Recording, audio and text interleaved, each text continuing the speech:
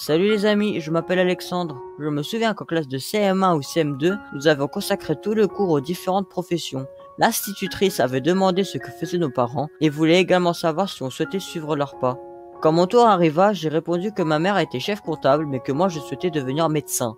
C'est alors que l'institutrice demanda par la suite la profession de mon père et à vrai dire, cela m'a mis dans une situation inconfortable. Pendant un moment, j'étais resté silencieux. Ensuite, j'ai répondu que mon père est en prison et la dernière fois que je l'ai vu, c'était avant l'école primaire. Après cette déclaration, un long silence s'abatta sur toute la classe.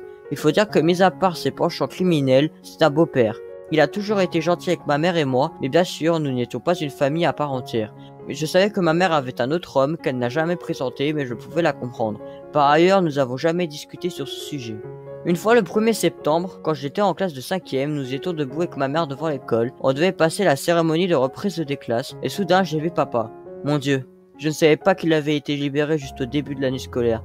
J'étais tellement content de le voir. Si vous aviez vu mon père ce jour-là, vous n'aurez jamais cru qu'il sortait de prison. Il était vêtu d'un costume élégant et tenait dans sa main un gros bouquet de fleurs plus un notebook cher et bien emballé.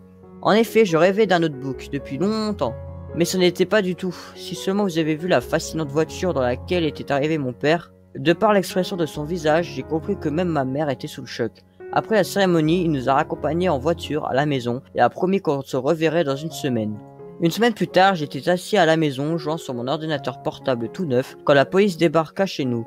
Ils ont dit qu'ils cherchaient mon père car il a volé la voiture d'un homme d'affaires. Et l'ordinateur portable qu'il m'a offert appartenait également au propriétaire de la voiture, vu qu'il était allongé dans le coffre au moment du vol. Les policiers ont fouillé notre appartement et en plus de l'ordinateur portable, ils ont pris les bagues en or de ma mère, disant qu'elles avaient été également volées. Mais là, ils avaient tort car c'est le nouveau prétendant de ma mère qui lui a offert. Malheureusement, elle ne pouvait pas le prouver.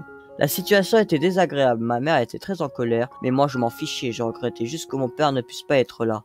Le lendemain, papa m'a appelé d'un numéro inconnu et m'a demandé de venir dans notre ancien chalet que nous n'avions pas visité depuis de nombreuses années. Il a demandé de lui apporter des produits alimentaires. J'ai rapidement pris le train et je m'y suis rendu. Papa s'est excusé pour la situation avec l'ordinateur portable et a dit que la police le recherchait et qu'il pouvait finir à nouveau en prison. J'étais bouleversé au point de couler des larmes. Mais il a dit que cette fois il serait libéré dans seulement 2 ans. Ensuite, il m'a tendu un gros paquet d'argent demandant à ce que j'achète bien sûr ce qu'il n'a pas été en mesure de m'offrir pendant ces années d'absence. Bien sûr, vous pouvez me critiquer mais j'ai pris l'argent, même si je comprenais parfaitement que c'était de l'argent sale, gagné de façon malhonnête.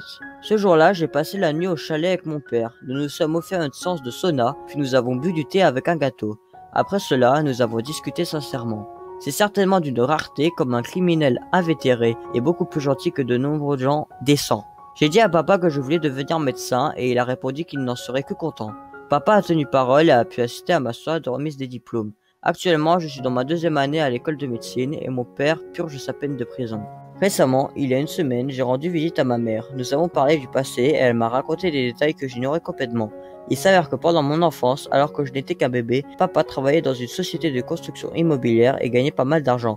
Mais sa grand-mère avait d'urgence besoin d'une transplantation cardiaque. Mon père a alors usé de toutes ses relations, s'est tourné vers différents fonds, mais personne ne pouvait l'aider à réunir la somme de plusieurs millions de dollars pour cette opération urgente.